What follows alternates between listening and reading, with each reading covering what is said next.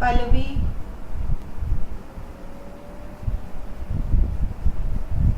Yes, ma'am. doubt in the homework question? No, ma'am. Kushika, Harshita, Diya, Ma'am, I have doubt in 29. in which one, Vishay? Ma'am, 29. Sorry, in which one? Ma'am, 29.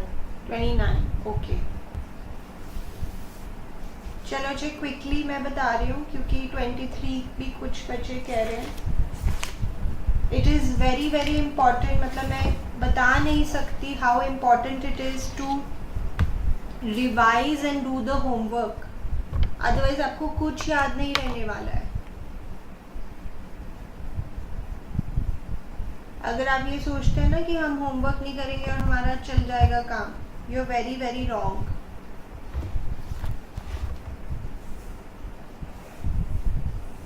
Twenty 23 question में मैं थोड़ा जल्दी जल्दी में लिख रही हूँ. पहले सारे एसेट्स कब्जे में ले लो अदर देन कैश. लाइबिलिटीज कब्जे में ले लो. प्रोविजन को हम अलग से यहाँ पे दिखाते हैं. देन ये तो सारी बुक वैल्यूज हो गई. 81,000, 56760, 18,600.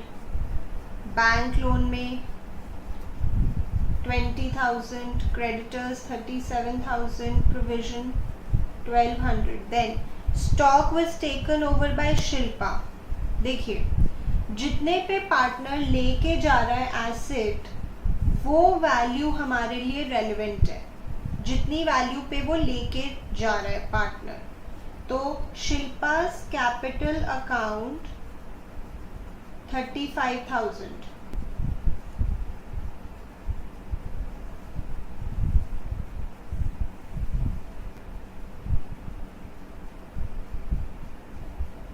देन शिल्पा ने कहा है कि वो बैंक लोन भी टेक ओवर कर लेगी, तो लाइबिलिटी भी पार्टनर्स टेक ओवर कर सकते हैं. आपको याद होगा सेम वैल्यू ही होगी अगर और कुछ नहीं लिखा तो. The remaining stock was sold in the market. Of course, तो जो मार्केट में सेल हो जाते हैं एसेट्स, उसके लिए हम कैश अकाउंट से दिखा देते हैं. जैसे स्टॉक सेल हो गया है. डेटर्स कितने के सेल हुए हैं डेटर्स मार्केट में? Amounting to 10,000, realised 8,000. बताइए. 8,000 लिखेंगे यहाँ पे. Land is sold for 1,10,000. Then remaining debtors realise 50% of their book value. जैसे डेटर्स थे टोटल 18,600 के, जिसमें से 10,000 वाले 8,000 में रियलाइज हुए. बाकी कितने बचे? 8600. वो 50%. So what is that? 4,300. So that's how you get it. बाकी के डेटर्स 4,300 दे रहे हैं. Cost of realisation is nothing but realisation expenses. ये वो वाली साइड है जहाँ पे हम दिखाते हैं कि पैसा जा रहा है, तो यहाँ पे आपने दिखाना है realisation expenses 1,200. Then there was a typewriter not recorded in the books worth 6,000 which was taken over by one of. अच्छा, इसका तो मुझे आपको बताना था बच्चे. इसके मतलब this point needs to be discussed. अभी तक इतना है, ठीक है. अभी इस पॉइंट को अगर मैं अभी लीव करूं, आंसर क्या आ रहा है? एक्चुअली इसको लीव ही करना है, तो मैं बताऊंगी क्यों लीव करना है. अभी तक आंसर क्या आ रहा है?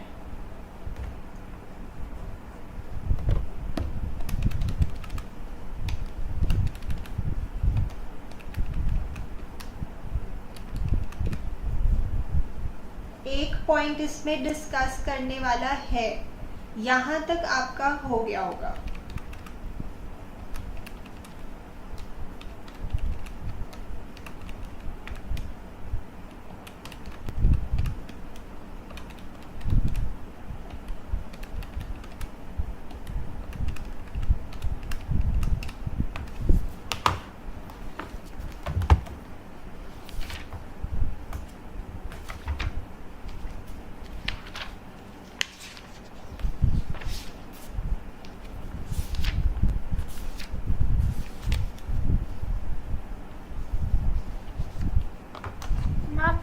16 आ रहा है.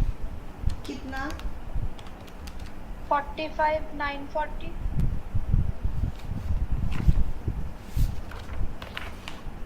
ओके, एक चीज क्रेडिटर्स के बारे में, यस क्रेडिटर्स के बारे में एक चीज बात करनी है. देखो विषय, अब ध्यान से सुनिए. अब आज की क्लास शुरू हो रही है. यहाँ तक तो होमवर्क की डिस्कशन हो रही थी. इस पे मैं आ रही हूँ, इसको कंप्लीट करवाती हूँ. कॉन्सेप्ट लिखेंगे, कॉन्सेप्ट लिखेंगे विषय. ये आज की क्लास स्टार्ट हो रही है.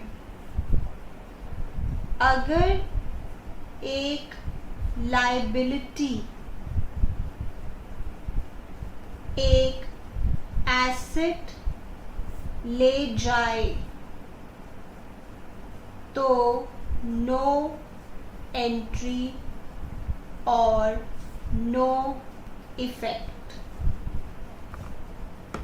अगर एक लायबिलिटी एक एसेट ले जाए, जैसे लेट्स से क्रेडिटर्स कह रहे हैं हमें पैसे की जगह आप अपना कोई लेट्स से फर्नीचर दे दो. ऐसा हो सकता है क्वेश्चन में. अगर एक लायबिलिटी एक एसेट ले जाए तो नो एंट्री और नो इफेक्ट. सिंपल लॉजिक, एक एसेट गया एक लायबिलिटी गई, दोनों सेटल हो गए. हाँ, ये एसेट कैश नहीं, कैश के अलावा कोई और. ऑब्वियसली कैश तो लेके ही जाते हैं वो. नॉर्मली तो लायबिलिटीज को हम कैश से ही पे करते हैं, बट ये कैश नहीं, कोई और एसेट जैसे मशीनरी, फर्नीचर, बिल्डिंग. अगर एक लायबिलिटी एक एसेट ले जाए तो नो इफेक्ट नो एंट्री. ये आपके आगे के क्वेश्चंस में आएगी बात, और आपको सिंपली उसको इग्नोर करना है. एग्जाम्पल दे रही हूं. Creditors take over furniture. इस तरह से जब होगा तो कुछ नहीं करना. ये इजी है आपके लिए, कुछ करना ही नहीं है इसका. तो इतना नोट करें, फिर मैं इसका प्रैक्टिकल दिखाती हूँ कैसे क्वेश्चन में देखना है आपको.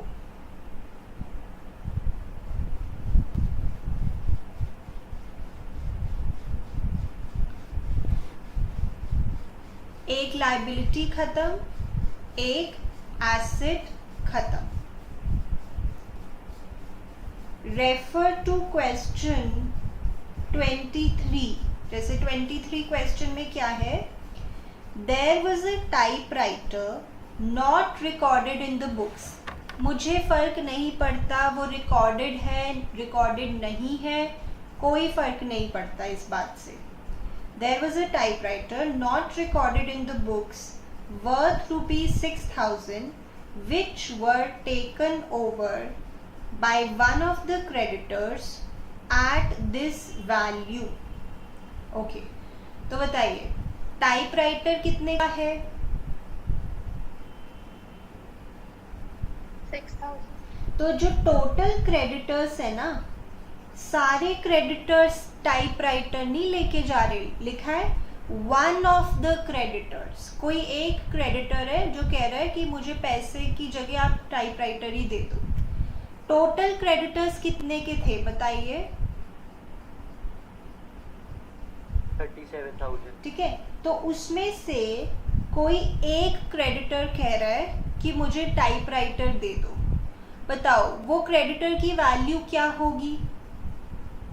6,000 ही होगी. As per the language of the question 6,000 का टाइपराइटर है, तो वो कह रहे हैं मुझे टाइपराइटर ही दे दो, तो वो क्रेडिटर 6,000 का ही होगा.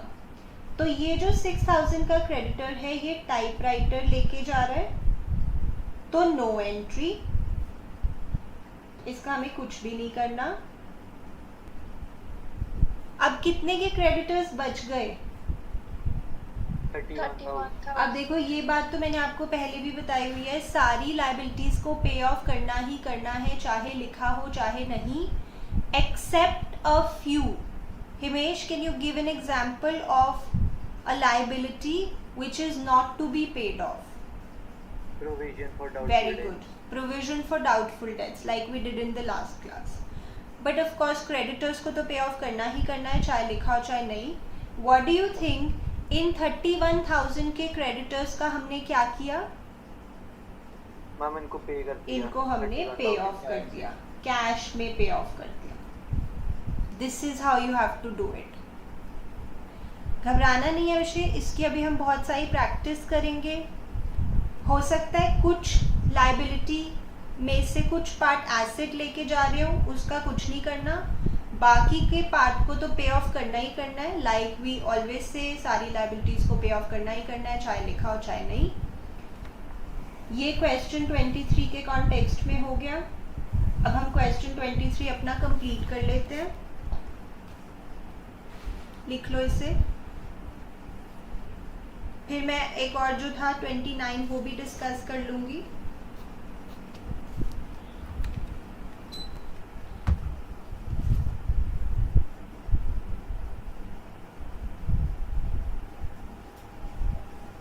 लिख लिया विषय ये Harshita,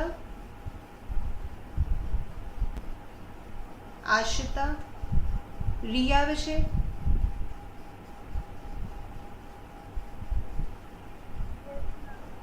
okay.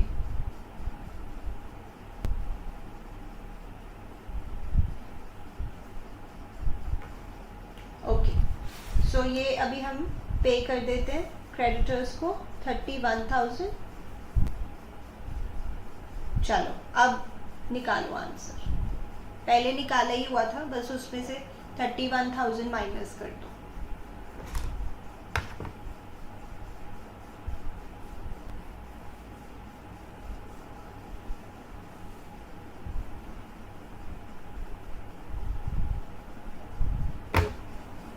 Very good. Virat भी बोले आज तो. 20950 तो मैम 40 ओके ठीक है. शिल्पा मीना नंदा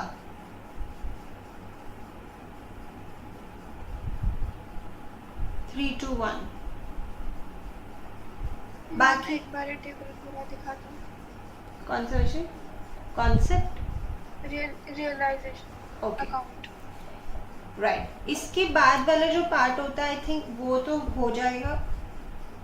एक जनरल रिजर्व को आप डिस्ट्रीब्यूट करेंगे, एक ये जो प्रॉफिट आया है, फिर जो कैपिटल अकाउंट के बैलेंसिंग फिगर्स होते हैं उसको क्या बोलते हैं?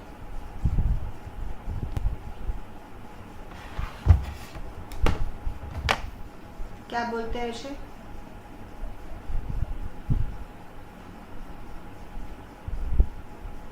Cash account. To cash, by cash. Right. फिर कैश अकाउंट बनता है. आई थिंक वो तो हो ही सकता है. यस. Yes ma'am.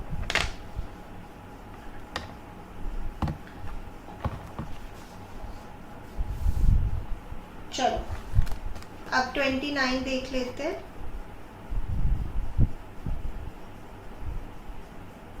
ये कंप्लीट कर लो.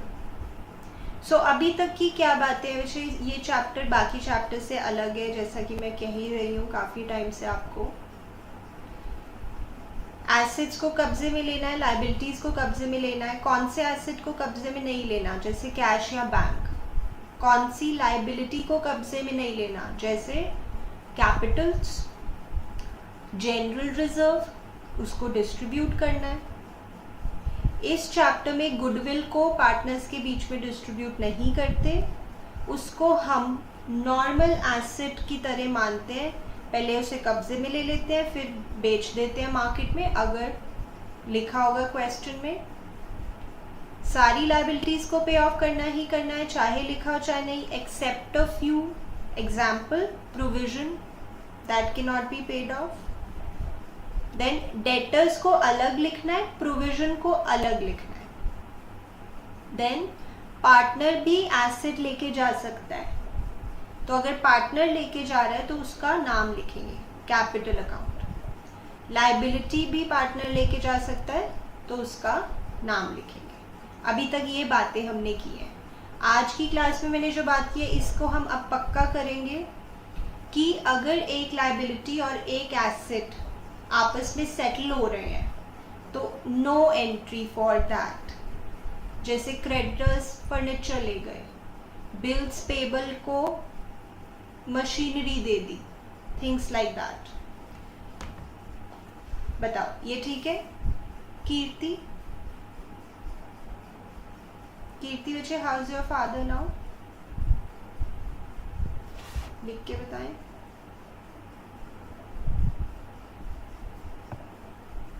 Good good, take care of your self please. Okay चलो 29।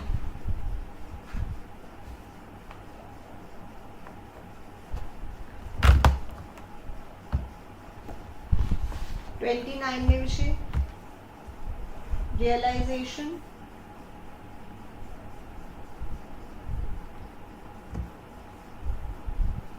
डेटर्स कब्जे में ले रहे हैं, प्रोविजन को अलग से,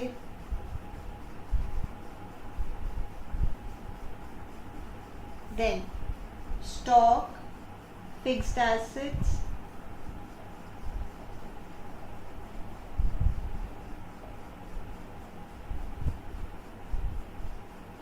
देन क्रेडिटर्स,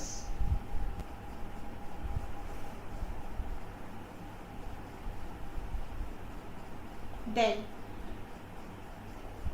रियलाइज्ड, मतलब अब हमने मार्केट में बेच दिए एसेट्स बैंक अकाउंट से। Fixed asset 6,75,000, stock 3,39,000, debtors 1,35,000। Then और तो कुछ नहीं है। लाइबिलिटीज में देखते हैं, क्रेडिटर्स 1,85,000 और expenses, realisation expenses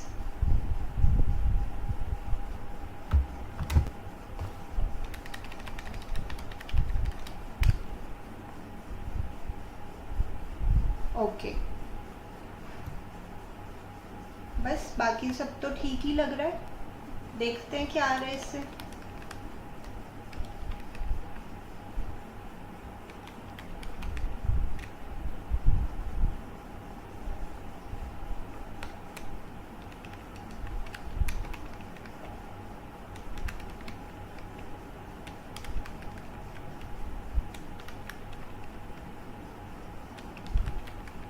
Ma'am, loss of 55,000. right,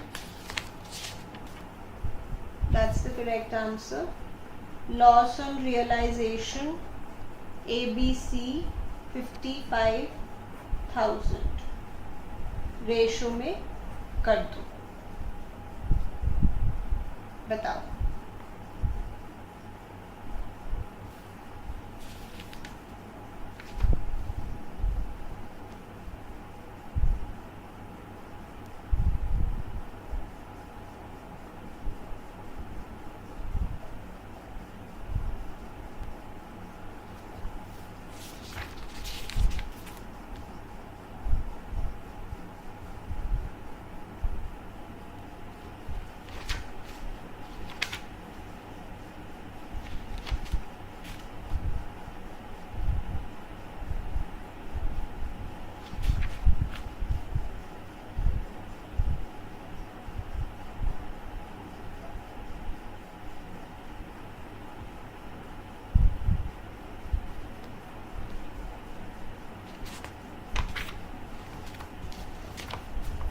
चलो यहाँ तक हो गया, तो फिर हम आगे बढ़ेंगे, नया कॉन्सेप्ट करेंगे।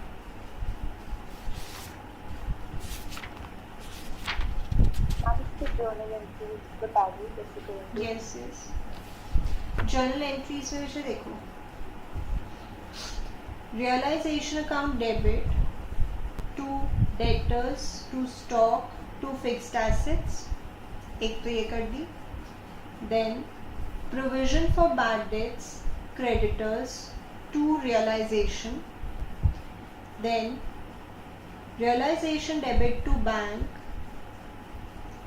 bank debit to realization, और ABC to realization. मैं लिखवा देती हूँ.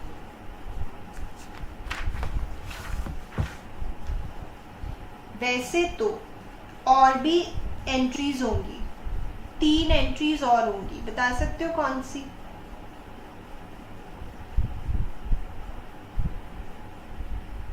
ये जो मैंने अभी बताई एंट्रीज, इसके अलावा भी कोई और एंट्रीज होंगी आपको लगता है in the full fledged question?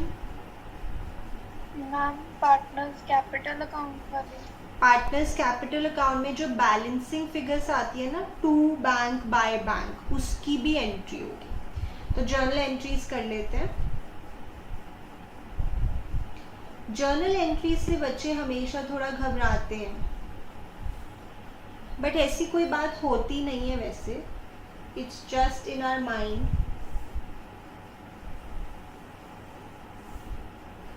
मतलब दे प्रेफर नॉर्मली कि अकाउंट्स बनाने वाले क्वेश्चन आ जाएं, जर्नल वाले ना आए. बट जर्नल वाले भी आते हैं, तो अवॉइड नहीं कर सकते हम. Realisation account debit to debtors, stock, fixed assets, एक ही एंट्री हो गई. Then realisation account debit to bank. देखो जी, ये बैंक में हम कलेक्टिवली दिखा देंगे 2,04,000 और नरेशन में लिख देंगे कि इसमें एक तो क्रेडिटर्स है, being creditors and realization expenses paid. Then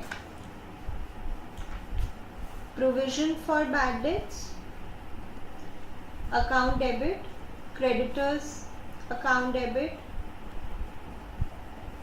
to realization.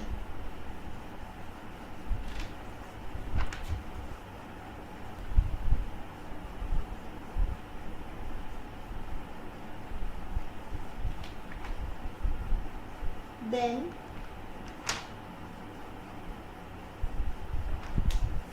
bank account debit to realization.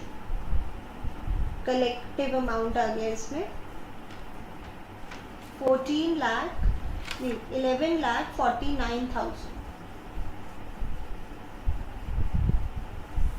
Then loss वाली entry ABC to realization. A's capital account debit, B's capital account debit, C's capital account debit. 55,000 को distribute करना है. इसके बाद बचे अभी कुछ entries और होनी है, तो उसके लिए you need the capital account. Then we will be able to pass those entries. If you want to do without the capital account, तो फिर think in your mind. बच्चे यहाँ पे तो सारे नाम लिखने ही पड़ेंगे मुस्कान. यहाँ पे तो बिकॉज कब्जे में ले रहा है liquidator, so you have to write each and every name. यहाँ पे इट्स फाइन क्योंकि बैंक अकाउंट से ही हो रहा है. यहाँ पे also it's fine, but once he takes under control तब आपको सारे दिखाने हैं.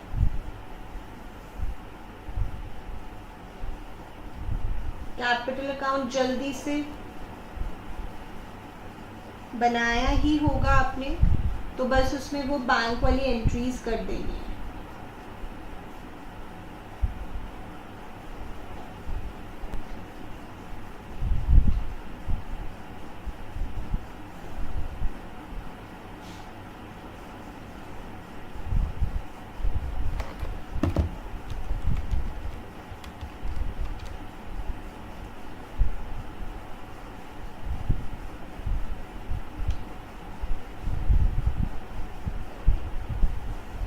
22,000 का लॉस, 22,000, 11,000। कोई पार्टनर तो लेके गया नहीं कुछ। सो टू बैंक बाय बैंक,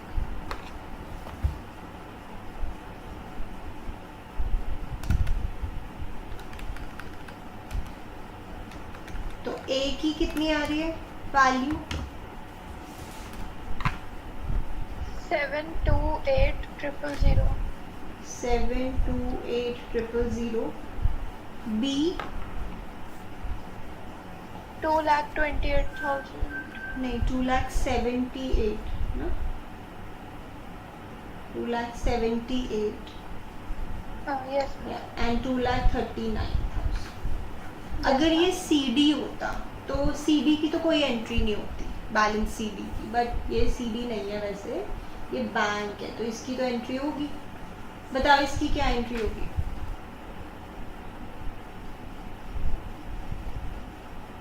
आप इसको अलग अलग कर सकते हैं, इकट्ठा भी कर सकते हैं। बोले पहले भी Partners capital count to bank. या ये डेबिट पे है ना, तो इनका नाम डेबिट पे आ जाएगा।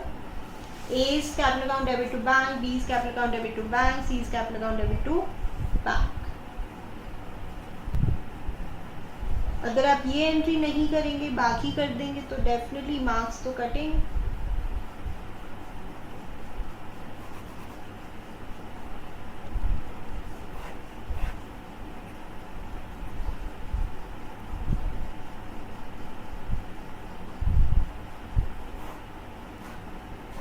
हम कंबाइन करके भी कर हैं सकते एंट्री को। कर सकते हैं।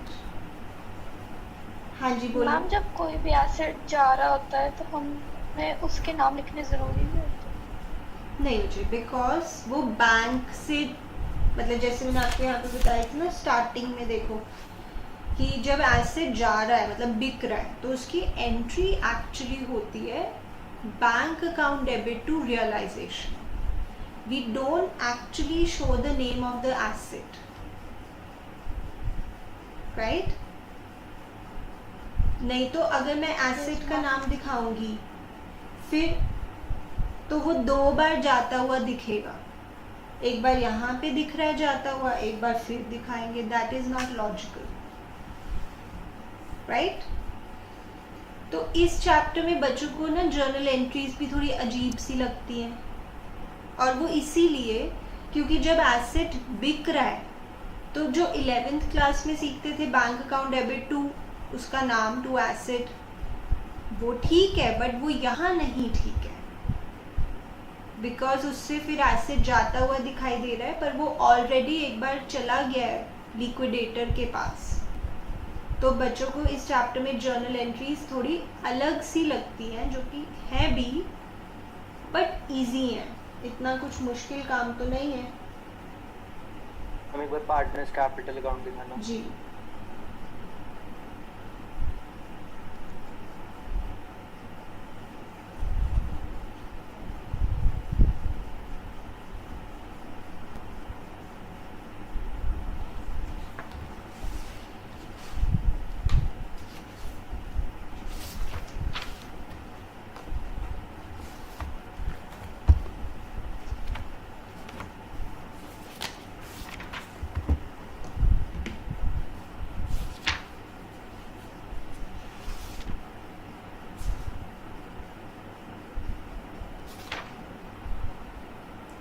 बताओ, इतनी बात क्लियर है उसे?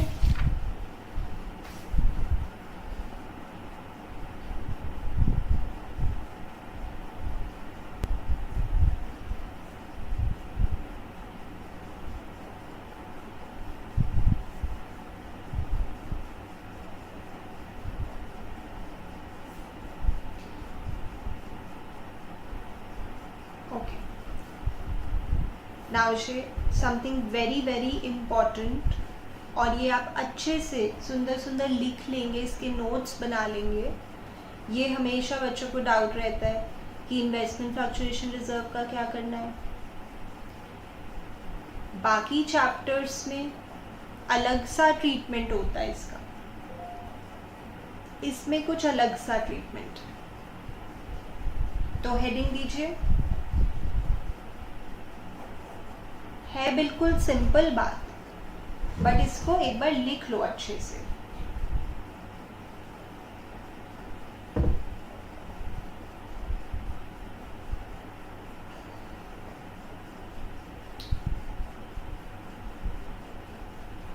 ओके, इसमें हम 2 केसेस बनाएंगे, case 1, case 2। If there is investment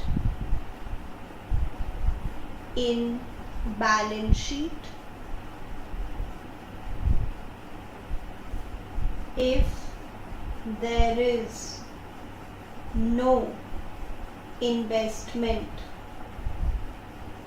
in balance sheet,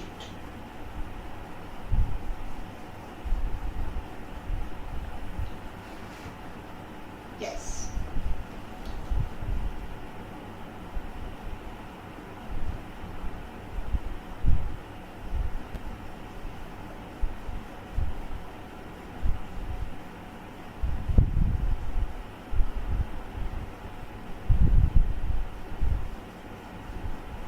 now ध्यान से सुनेंगे। इस चैप्टर में हो क्या रहा है कि पार्टनर पहले सब कुछ लिक्विडेटर के कंट्रोल में दे देते हैं, ठीक है। अब मान लीजिए मैं लिक्विडेटर हूँ, आप पार्टनर हैं, तो मैं कह रही हूँ सब एसेट्स मुझे दे दो। तो एक एसेट इन्वेस्टमेंट भी है बैलेंस शीट में, ठीक है। मान लेते हैं फर्म में कोई इन्वेस्टमेंट्स है, वो भी आपने मुझे मेरे कंट्रोल में दे दी। और एक इन्वेस्टमेंट फ्लक्चुएशन रिजर्व भी है। इन्वेस्टमेंट फ्लक्चुएशन रिजर्व क्यों बनाया जाता है? ताकि अगर इन्वेस्टमेंट्स की वैल्यू कम हो जाए तो हम इस रिजर्व में से कवर अप कर लेते हैं। नाउ आपने मुझे इन्वेस्टमेंट्स दे दी, अब आप कह रहे हैं कि इन्वेस्टमेंट फ्लक्चुएशन रिजर्व भी वैसे हमने बनाया हुआ है, तो मैं कह रही हूँ वो भी मुझे दे दो, बिकॉज अभी तो मैं जब इन्वेस्टमेंट्स बेचूंगी तब मुझे पता लगेगा कि उसकी वैल्यू ज़्यादा मिली है या कम मिली है। अभी तो मुझे पता नहीं, अभी तो आप बस मेरे कब्जे में दे दो, इन्वेस्टमेंट भी दे दो, इन्वेस्टमेंट फ्लक्चुएशन रिजर्व भी दे दो। फिर मैं फ्यूचर में जब बेचूंगी इन्वेस्टमेंट्स तब एक्चुअली क्लियर होगा कि उसकी वैल्यू ज़्यादा मिली है हमें बुक वैल्यू से या कम मिली है, तब की हम तब देखेंगे। अभी तो आप मुझे दे दो, इन्वेस्टमेंट भी दे दो, इन्वेस्टमेंट फ्लक्चुएशन रिजर्व भी दे दो। यानी कि सिंपल सा पॉइंट है कि इन्वेस्टमेंट फ्लक्चुएशन रिजर्व लिक्विडेटर अपने कब्जे में ले लेता है, सिंपल, जैसे वो बाकी लायबिलिटीज को लेता है। तो रियलाइजेशन अकाउंट में बताओ किस तरफ वो कब्जे में लेगा इन्वेस्टमेंट फ्लक्चुएशन रिजर्व को?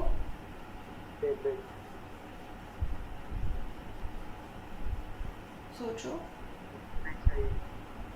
इधर लेगा ना, जैसे बाकी सारी लायबिलिटीज को लेता है, यहाँ पे ले लेगा। बस सिंपल पॉइंट है। मतलब basically what I am saying is कि पार्टनर्स के बीच में यहाँ डिस्ट्रीब्यूट नहीं होगा, क्योंकि एक लिक्विडेटर ले लेगा, वो कहेगा अभी तो मैं इन्वेस्टमेंट्स की वैल्यू जब मार्केट में बिकेगी तो क्या पता ये यूज हो जाए, इसलिए तुम ये सारा मुझे दे दो पहले तो इस चैप्टर में ये कुछ यूनिक हो गया है। इन्वेस्टमेंट फ्लक्चुएशन रिजर्व लिक्विडेटर अपने कंट्रोल में ले लेता है। सुने, अभी एक और बात सुने। नाउ जैसे मैं बोलती हूँ सारी लायबिलिटीज को पे ऑफ करना ही करना है, चाहे लिखा हो चाहे नहीं, एक्सेप्ट अ फ्यू।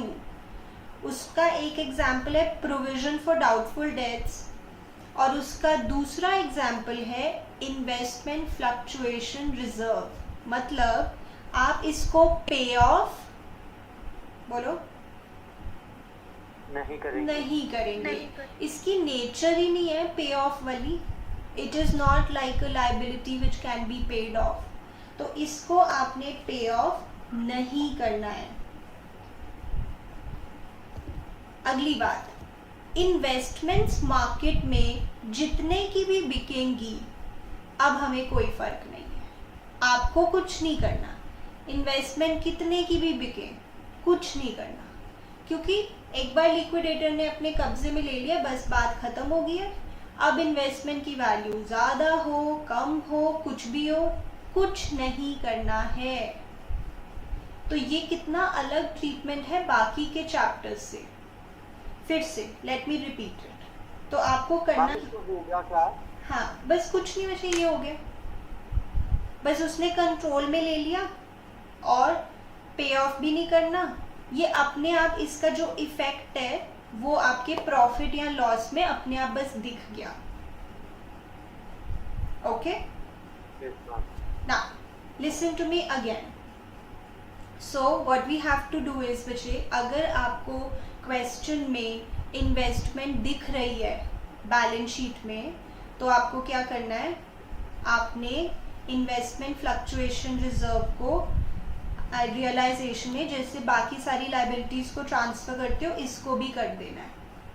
और इसका मतलब ये है कि लिक्विडेटर अपने कब्जे में ले रहा है इन्वेस्टमेंट फ्लक्चुएशन रिजर्व, पहली बात। दूसरी बात, इसे पे ऑफ नहीं करते, इसे पे ऑफ कर ही नहीं सकते। तो वो वाला जो हम बोलते हैं सारी लाइबिलिटीज़ को पे ऑफ करना ही करना है, चाहे लिखा हो चाहे नहीं, वो इस बात पे एप्लीकेबल नहीं है IFR।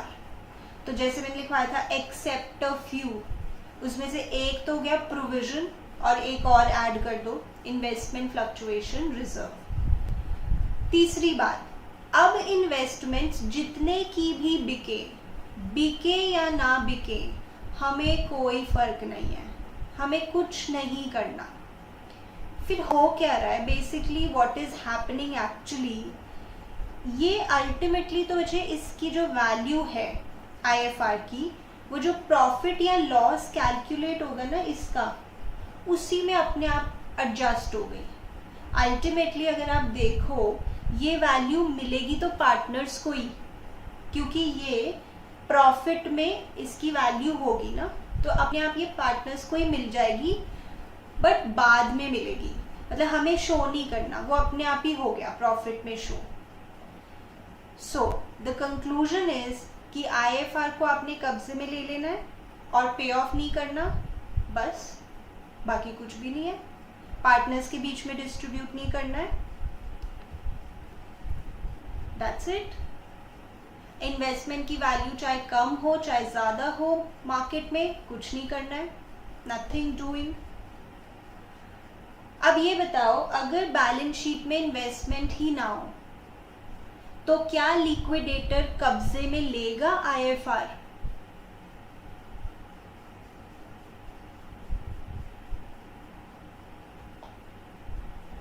आपको क्या लगता है? No ma'am. तो उसका कब्जे में लेना बनता ही नहीं है, जब इन्वेस्टमेंट ही नहीं है तो वो ये कैसे कह देगा अच्छा जब इन्वेस्टमेंट बिकेंगी तो क्या पता वो कम की बिके तो मैं IFR को कब्जे में ले लेता हूँ। जब इन्वेस्टमेंट ही नहीं है तो वो IFR को कंट्रोल में नहीं लेगा। तो बताओ फिर क्या होना चाहिए IFR का? Distribute yes, in this case we will distribute IFR among partners, क्योंकि लिक्विडेटर का वो कंट्रोल में लेना बनता ही नहीं है जब इन्वेस्टमेंट ही नहीं है। वैसे क्वेश्चंस में ये ज़्यादा पॉपुलर है ज़्यादातर, वो तो मैं हर क्वेश्चन में आपको दिखाऊंगी। हम पहले चेक करेंगे कि इन्वेस्टमेंट है या नहीं है, अकॉर्डिंगली ट्रीटमेंट होगा।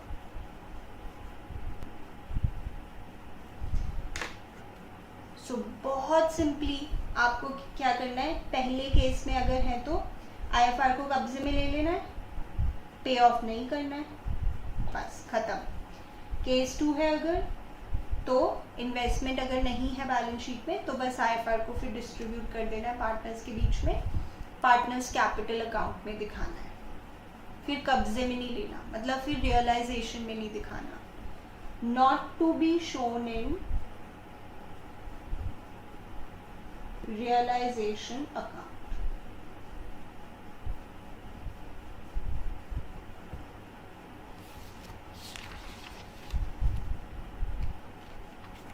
क्वेश्चन करेंगे, क्लियर हो जाएगा।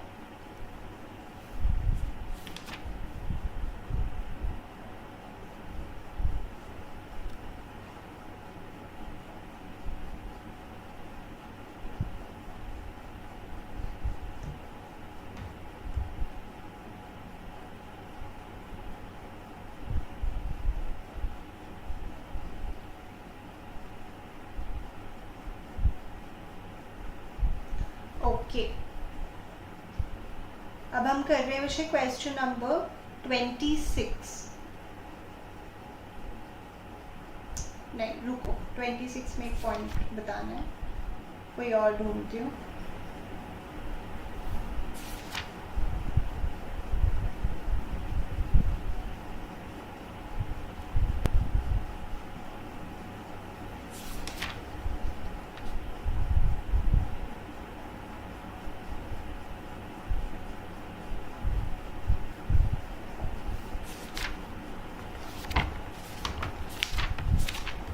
यहाँ पे लिख लीजिए।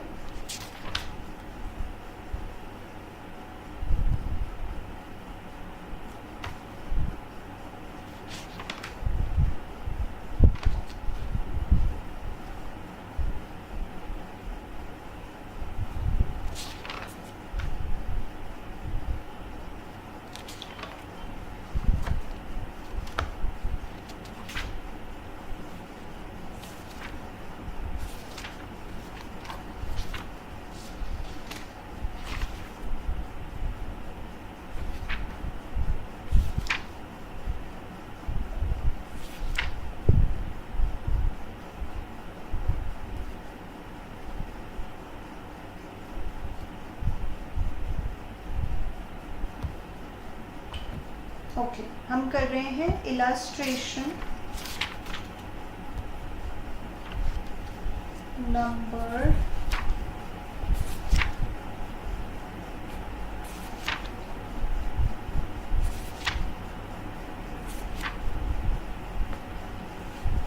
2 बुक से लेते हैं। इस चैप्टर में यही बात है कि इतने सारे कॉन्सेप्ट्स हैं। अब मैं चाहती हूँ कि पहले मैं ये एक बार प्रैक्टिस करवा दूँ, फिर ही आगे कॉन्सेप्ट करवाऊँ।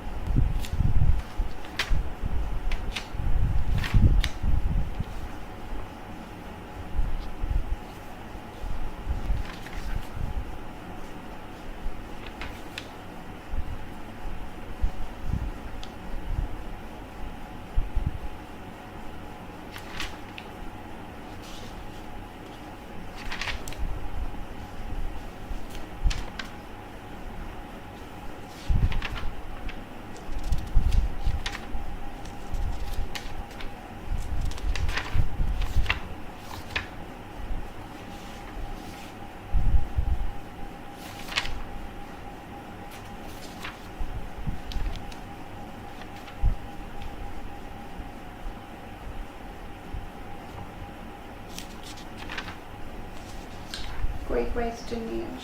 एक और कॉन्सेप्ट मुझे कराना पड़ेगा बिफोर डूइंग द क्वेश्चन। चलो यहाँ तक लिखो, इसको प्रैक्टिस करते हैं एक और कॉन्सेप्ट के बाद। फिर उस ये वाला भी कॉन्सेप्ट उस क्वेश्चन में है, फिर मैं वो करा सकती हूँ। Okay, concept. If a partner is paid commission to look after the dissolution process,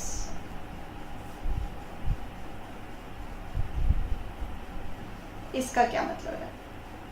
जैसे ये पूरे डिसोल्यूशन के प्रोसेस में काफ़ी काम होते हैं। हमें जगह जगह जाके एसिड्स की वैल्यू पता करनी होती है, वैल्यूअर से पूछनी होती है। इन सब में खर्चा तो आता ही है, जिसे हम बोलते हैं रियलाइजेशन एक्सपेंसेस या डिसोल्यूशन एक्सपेंसेस। खर्चा तो आता ही है, साथ ही बहुत मेहनत भी लगती है। तो अगर हम किसी पार्टनर को बोलें कि तुम ये डिसोल्यूशन का काम देख लो, ऑफ कोर्स लिक्विडेटर तो है ही, वो तो अपॉइंट किया है कोर्ट ने। किसी पार्टनर को हम बोल रहे हैं कि तुम ये सारा काम देख लो डिसोल्यूशन का, और इसके बदले ले लो कमीशन, इसके बदले कमीशन ले लो फर्म से। सिंपल पॉइंट है। तो बताइए, फर्म पार्टनर को अपना क्रेडिटर बनाएगी या डेटर बनाएगी? क्रेडिटर। कि फर्म ने पार्टनर को पैसे देने हैं, क्योंकि वो सारा काम देखेगा डिसोल्यूशन का। ठीक है, तो इसकी एंट्री देखो क्या होगी। उस पार्टनर का नाम लेट्स से ए है, तो हम उसको अपना क्रेडिटर बना रहे हैं कि हम तुमको इतने रुपए देंगे और तुम ये सारा डिसोल्यूशन का काम देख लो। और डेबिट पे से इस चैप्टर में कौन सा अकाउंट है जिससे सारे खर्चे वगैरह दिखाए जाते हैं? Realisation simple, realisation account. यानी कि अगर तो रियलाइजेशन के खर्चे होते तो हम एंट्री करते हैं realisation account debit to bank. पर अगर रियलाइजेशन के लिए हम पार्टनर को कमीशन दे रहे हैं तो उसका नाम क्यों? बिकॉज पार्टनर से जो भी लेन देन होता है उसका हम सब हिसाब रखते रहते हैं। अच्छा, इतना पैसे लेना है, इतना पैसा देना है, और एंड में मतलब जब हम कैपिटल अकाउंट बनाते हैं तब वो जो टू बैंक बाय बैंक की एंट्री होती है, that is the final inflow और आउटफ्लो। पहले तो सिर्फ हिसाब किताब रखते हैं कि अच्छा पार्टनर को इतना पैसा देना है, पार्टनर से इतना पैसा लेना है, तो ये वही है, हम हिसाब लगा रहे हैं, नोट कर रहे हैं कि हमने पार्टनर को इतने रुपए की कमीशन देनी है। ये कोई भी अमाउंट हो सकता है, लेट्स से 1000 रुपीज, तो कमीशन दे दी, बात खत्म। सिंपल है विषय। आप ये देख लो बस, जब भी पार्टनर का कुछ भी आता है ना बीच में कि पार्टनर एसेट ले गया, पार्टनर लायबिलिटी ले गया, या पार्टनर को कमीशन देनी है, आप हमेशा ये सोचो कि पार्टनर को फर्म अपना डेटर बनाएगी या क्रेडिटर बनाएगी, बस ये सोच लो। डेटर बनाएगी तो पार्टनर का नाम डेबिट पे, क्रेडिटर बनाएगी तो पार्टनर का नाम क्रेडिट पे, और दूसरा जो अकाउंट है वो तो रियलाइजेशन ही है इस चैप्टर में, और तो कोई है नहीं। अब हम क्वेश्चन कर पाएंगे। तो I was trying to avoid this कि अभी मैं इसके बिना आपको क्वेश्चन करा दूं, बट कोई मिला ही नहीं।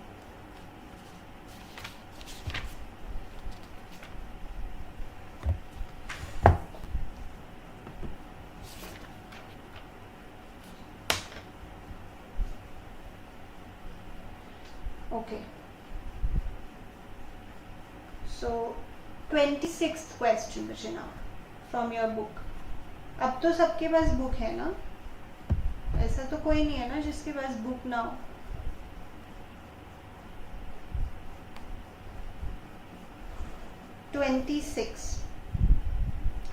आप एक बार खुद ट्राई करें। अभी तक जितने कॉन्सेप्ट किए उसी में से है, कुछ नया नहीं है। ट्राई करें।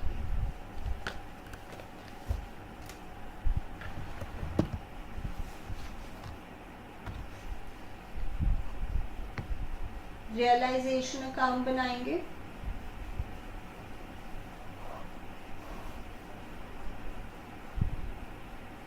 मैम 26। हाँ जी,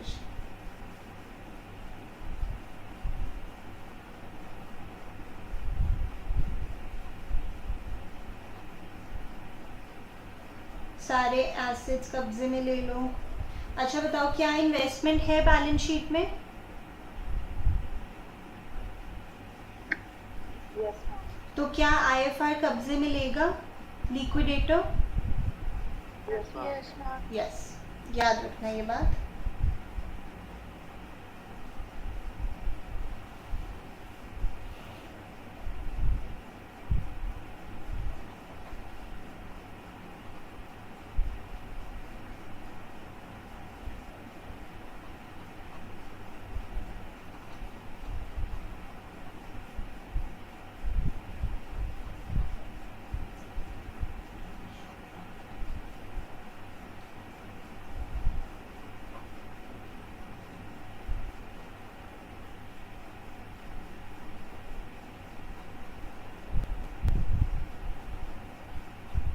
हम ये एसेट में आर्स कैपिटल अकाउंट ये विषय उसका BD ना, जब हम Okay. कैपिटल अकाउंट बनाएंगे तो बस उस साइड डेबिट साइड लिखते हैं।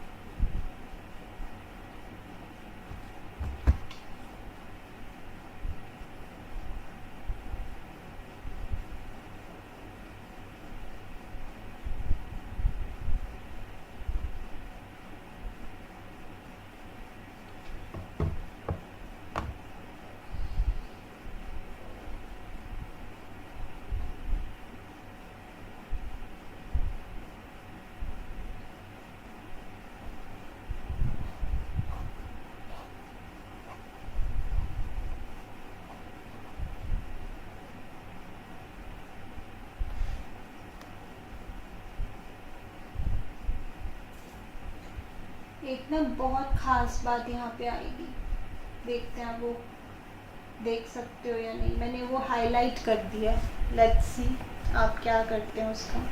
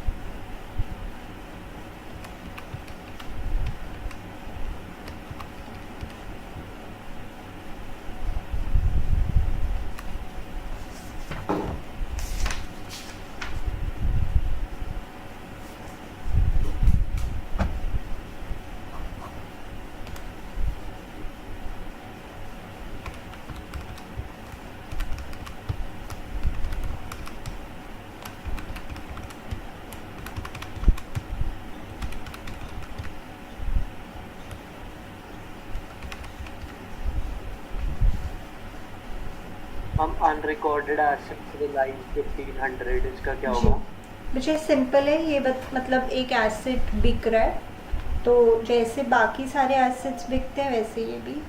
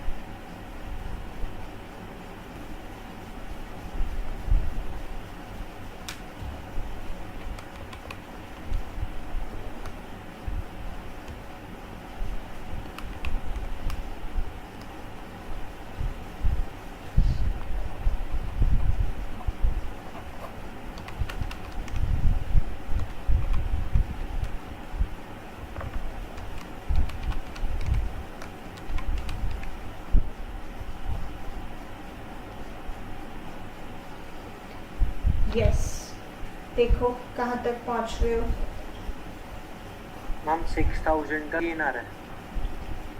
6550 और लॉस आ रहा है जी।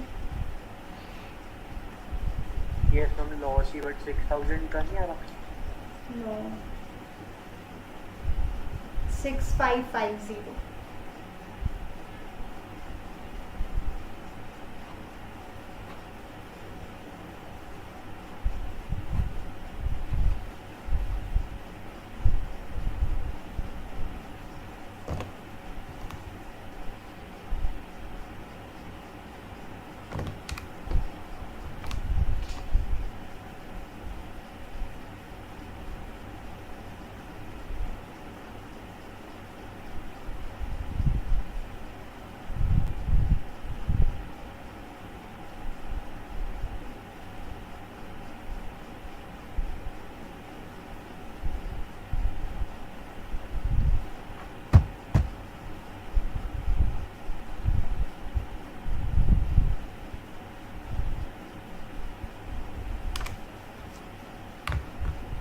ओके, आपने ये वाली लाइन पढ़ी है ऊपर?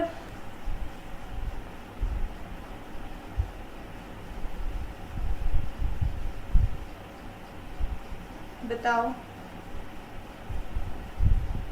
No ma'am. ये मिस हो जाती है हमसे जनरली, बिकॉज ऊपर का हम पढ़ते ही नहीं हैं। तो सभी बच्चे फोकस, ये भी एक लाइन है, यहाँ पे भी कुछ वैल्यू है।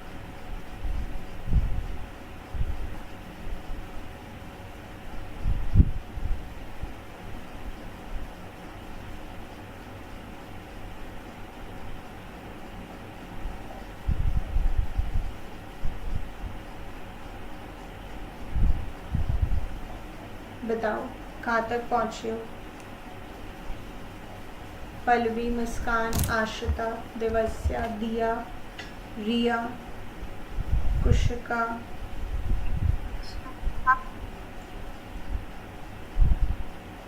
Excuse me, ma'am. Yes yes yes.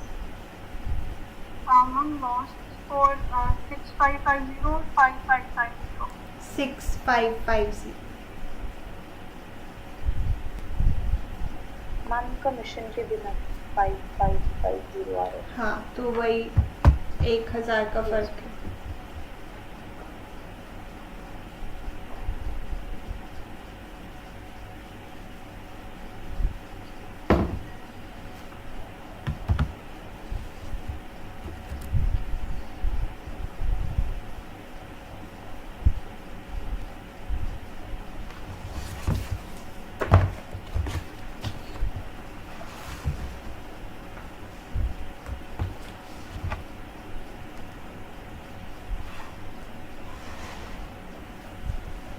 ये है बच्चे।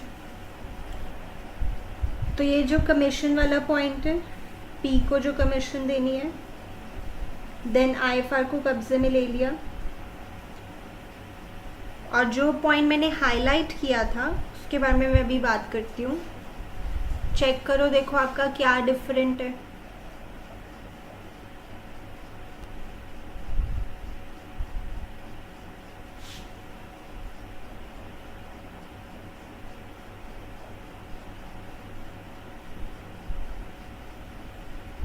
प्रोविजन लेना भूल गया था, लायबिलिटी साइड, क्रेडिट साइड।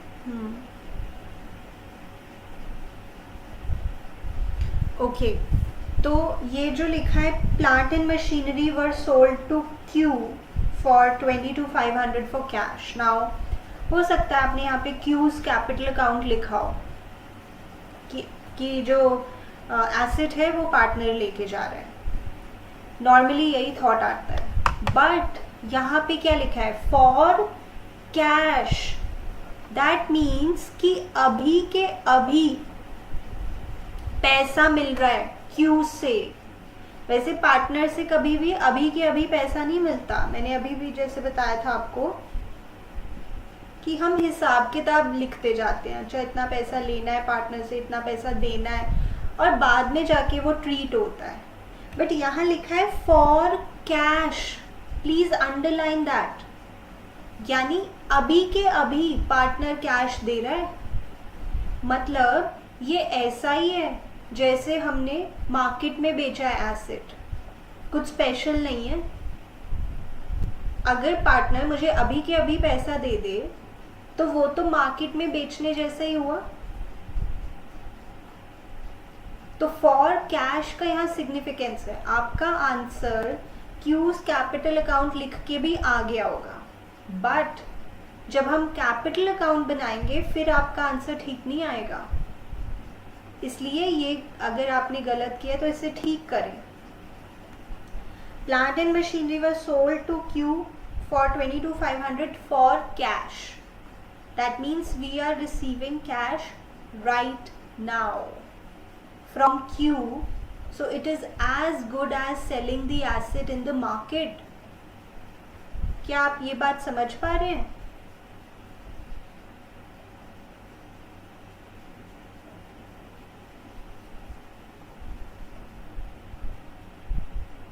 बताओ Pallavi. Yes ma'am. For cash का यहाँ पे सिग्निफिकेंस है, और बाकी इसमें वो वाला भी हमने रूल लगाया कि सारे लाइबिलिटीज को पे ऑफ करना ही करना है, चाहे लिखा हो चाहे नहीं, except a few. Which few? Like provision के not be paid off, IFR के नॉट बी पेड ऑफ। अब आगे बनाए बच्चे कैपिटल अकाउंट। कोई डाउट है तो पूछें।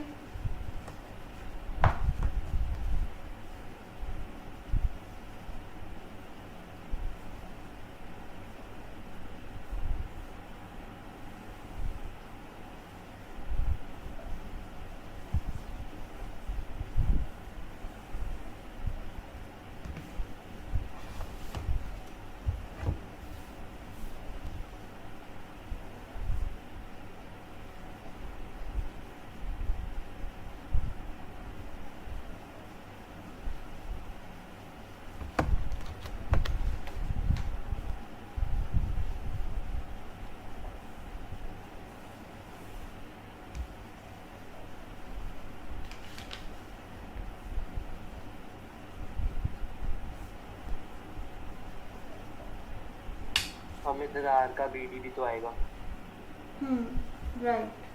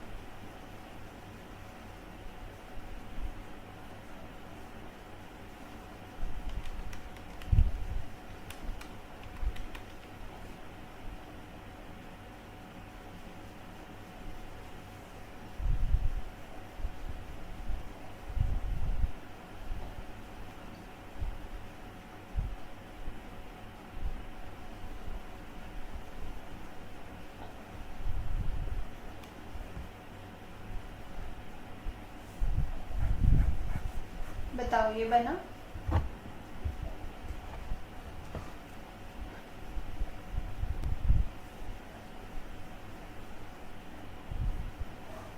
यस, देवस्या, दिया, रिया, आशिता, मुस्कान, हर्षिता,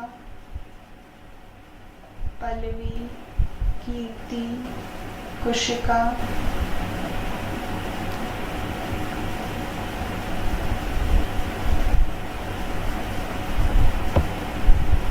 Yes. हिमेश, विराट। मम्मी 9310 के क्यों आया कैश में? बस बच्चे ये बैलेंसिंग फिगर आ गई आर की, ये बैलेंसिंग फिगर है। Yes ma'am, okay yes.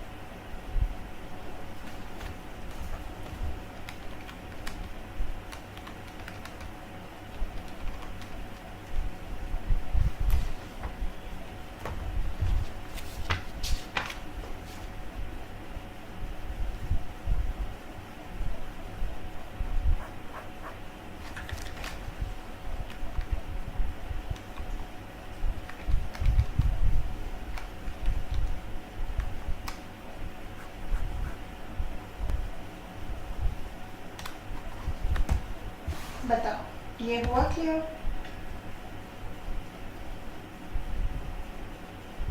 Yes.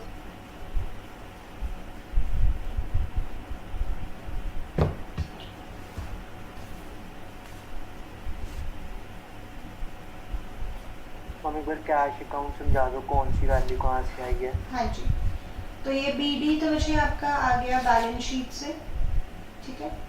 Then ये जो बैलेंसिंग फिगर्स आए हैं कैपिटल अकाउंट में, ये क्रॉस, जैसे ये 9310 आर्स कैपिटल अकाउंट के आगे, और ये 2275 13035 यहाँ से, ठीक है। Yes ma'am. देन रियलाइजेशन में जो आपके टोटल एसेट सेल हुए हैं मार्केट में, ये भी क्रॉस 35500, और जो टोटल लाइबिलिटीज पे ऑफ की है ये भी क्रॉस 14600, ठीक है। Thank you ma'am. You are welcome. Okay, यहाँ तक नोट करें।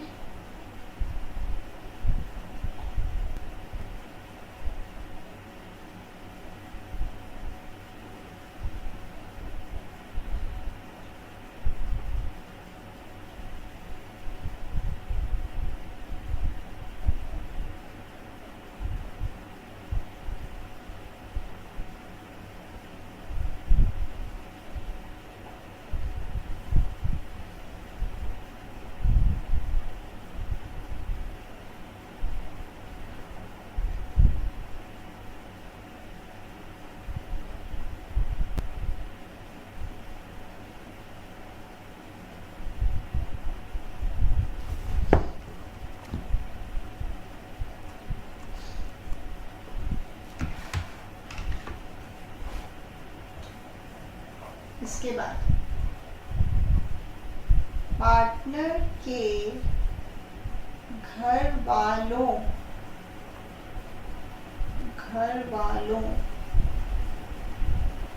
या रिलेटिव्स का लोन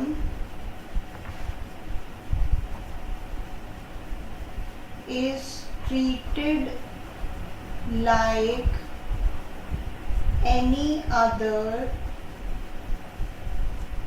outside liability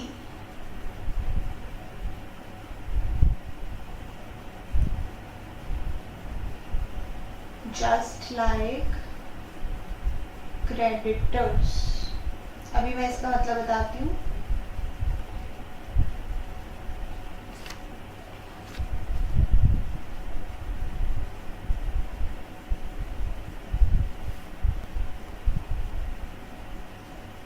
लिख लो इतना।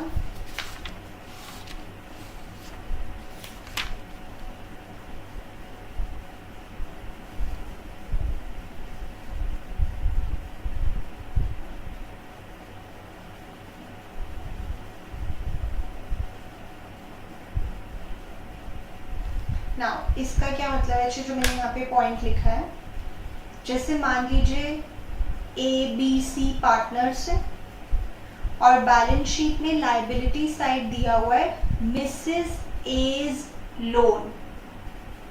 मतलब फर्म ने मिसेस ए से लोन लिया है। अब मिसेस ए मतलब जो पार्टनर ए है उसकी वाइफ।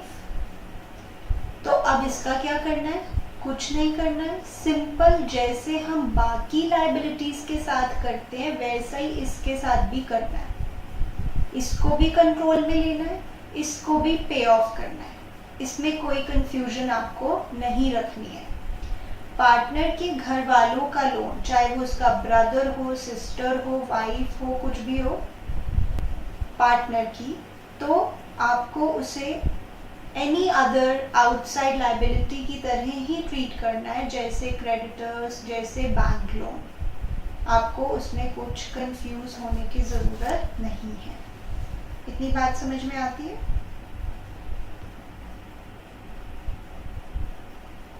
Yes, ma'am. ओके। हम एक बार फिर से बता दो, Yes. मेरा नेट इशू था, सुना नहीं। Okay, so I am saying कि जैसे मान लीजिए क्वेश्चन में आपको ऐसे दिख सकता है, मान लीजिए ABC पार्टनर्स हैं और क्वेश्चन में बैलेंस शीट में लायबिलिटी साइड लिखा है मिसेस एज लोन। इसका मतलब है कि फर्म ने मिसेस ए से लोन लिया है। अब मिसेस ए कौन है, जो ए पार्टनर है उसकी वाइफ है। तो अब इसका क्या करें, इसमें कुछ कंफ्यूजन की बात नहीं है मुझे। अगर पार्टनर की वाइफ का लोन है तो this is to be treated like any other liability, जैसे क्रेडिटर्स। तो इसको भी कब्जे में लेना है और इसको पे ऑफ करना है। तो पार्टनर की अगर रिलेटिव्स का लोन है, ब्रदर, सिस्टर, वाइफ, जो भी है, उसको आपने एक नॉर्मल लायबिलिटी की तरह ट्रीट करना है। इज दैट ओके विषय? बताओ। Yes ma'am, yes. जैसे I give you an example. ये वाला क्वेश्चन तो खैर मैं आपको करवाऊंगी नेक्स्ट क्लास में। मैं जैसे योगेश और नरेश पार्टनर्स हैं और यहाँ लिखा हुआ है लोन बाय मिसेस योगेश। तो ये कुछ नहीं है, ये नॉर्मल लायबिलिटी है, जैसे क्रेडिटर्स हैं, जैसे बिल्स पेबल हैं, जैसे बैंक लोन है, nothing special. Okay,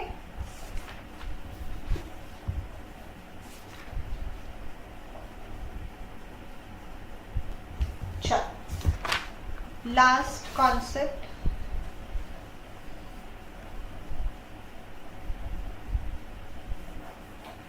partners loan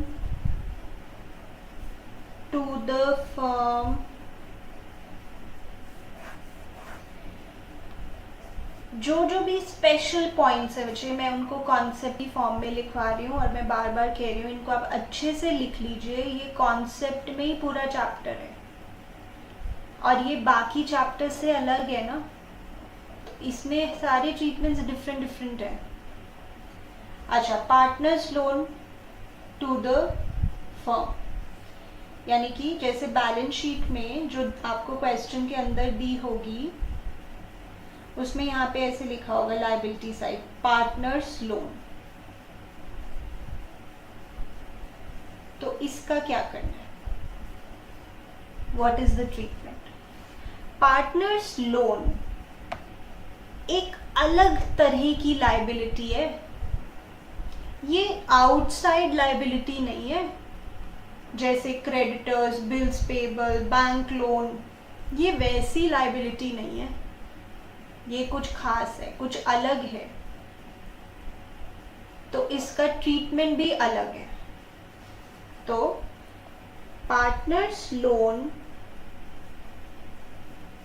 bracket में given on the liabilities side of balance sheet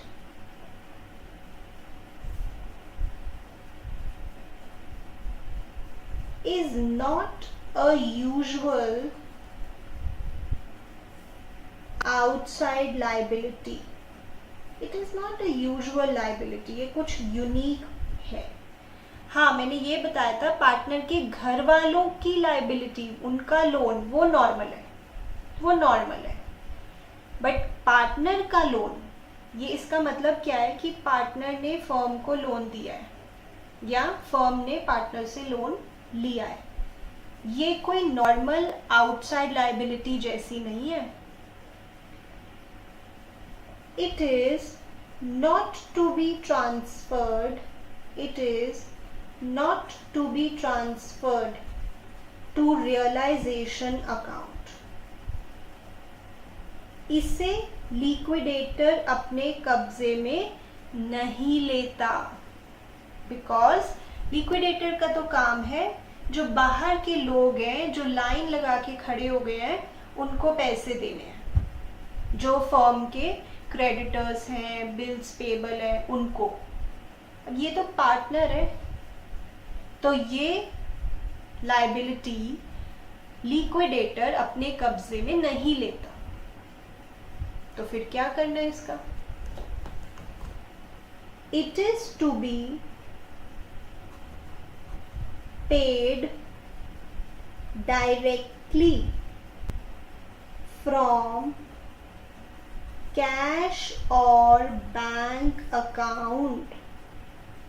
मतलब जब आप बैंक अकाउंट बनाएंगे, फाइनल स्टेप जब हम करते हैं, उसी में से आप इसको पे करके दिखा देंगे। बताइए, बैंक अकाउंट की पेमेंट साइड कौन सी है या कैश अकाउंट? क्रेडिट। क्रेडिट, ये पैसा आना, ये पैसा जाना। तो यहीं से स्ट्रेट अवे हम पार्टनर्स लोन को पे ऑफ करता दिखा देंगे। Straight, direct, not to be taken in control and then paid, नहीं, डायरेक्टली पेड थ्रू कैश और bank account. This is a unique treatment. वो चाहते हैं कि पार्टनर के लोन को हम अलग से ट्रीट करें, क्योंकि वो कोई आउटसाइड लाइबिलिटी नहीं है। डायरेक्टली कैश अकाउंट से पे या बैंक अकाउंट से पे, एंड इसका पार्टनर के कैपिटल अकाउंट में भी कुछ नहीं करना। पार्टनर के कैपिटल अकाउंट में भी कुछ नहीं करना, डायरेक्टली यहां से पे। Partners capital account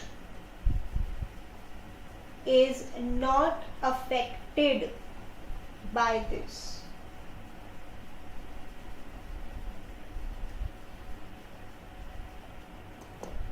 इजी सा ट्रीटमेंट है बट अलग है।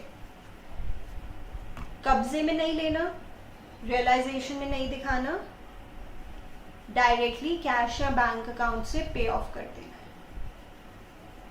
पर अगर पार्टनर के घर वालों का लोन है, wife, brother, sister, mother, father, उसके लिए क्या करेंगे हिमेश?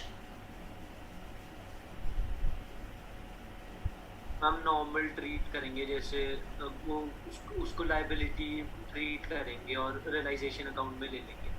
हाँ जी, उसको नॉर्मल जैसे क्रेडिटर्स को ट्रीट करते हैं, बिल्स पेबल को ट्रीट करते हैं, वैसे ही उसे ट्रीट करेंगे। राइट।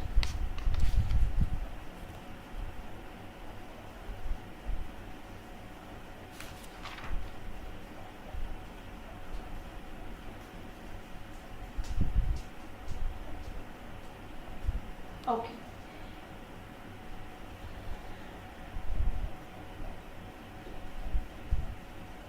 एक छोटा सा नोट लिखवा दूं. Note: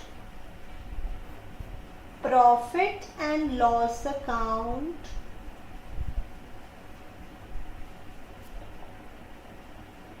and advertisement suspense account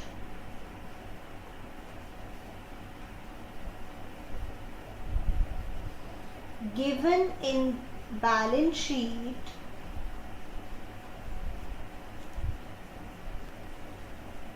are to be treated, दिख नहीं रहा है, are to be treated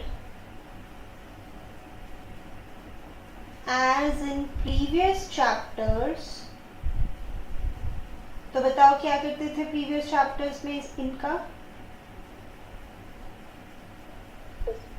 Yes, distributed among partners. इसका सेम ट्रीटमेंट है क्योंकि ये लॉस सिग्निफाई कर रहे हैं. जैसे जनरल रिजर्व का भी सेम था, वो प्रॉफिट सिग्निफाई कर रहा है. ये वाला तो खैर प्रॉफिट भी हो सकता है, लॉस भी हो सकता है, और एडवर्टाइजमेंट सस्पेंस तो लॉस की नेचर में होता है. तो इनको तो हम वही कर देंगे, डिस्ट्रीब्यूटेड अमंग पार्टनर्स. बताओ. I will try to send you like 5 to 6 questions as homework so that ये इतने सारे छोटे छोटे concepts आपके रिवाइज हो जाएं.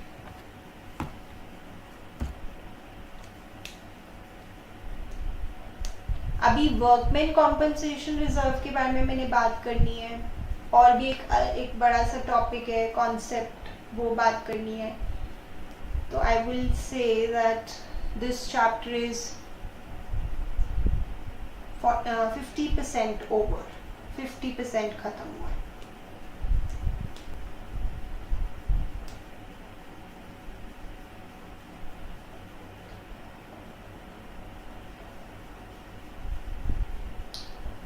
सारे कॉन्सेप्ट्स आपके पास लिखे होंगे ना, आप कोई भी क्वेश्चन कर लेंगे. इसलिए अच्छे से नोट्स बनाइए. I am repeatedly saying that.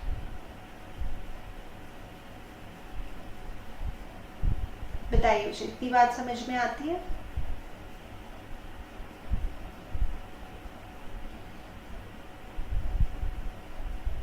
बोलो.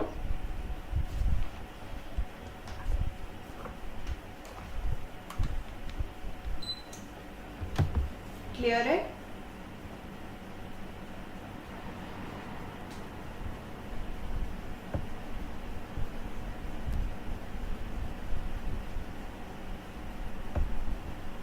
Yes, Himesh.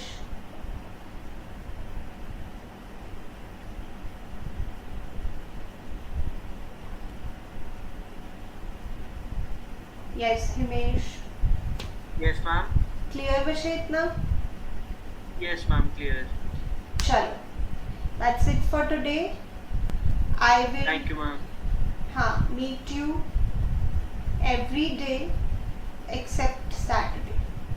मतलब अभी कल तो मिलेंगे ही, कल तो हमारी एक्स्ट्रा क्लास भी है इकोनॉमिक्स की, वो मैं सब ग्रुप पे अभी भेजूंगी थोड़ी देर में. चलो, ओके.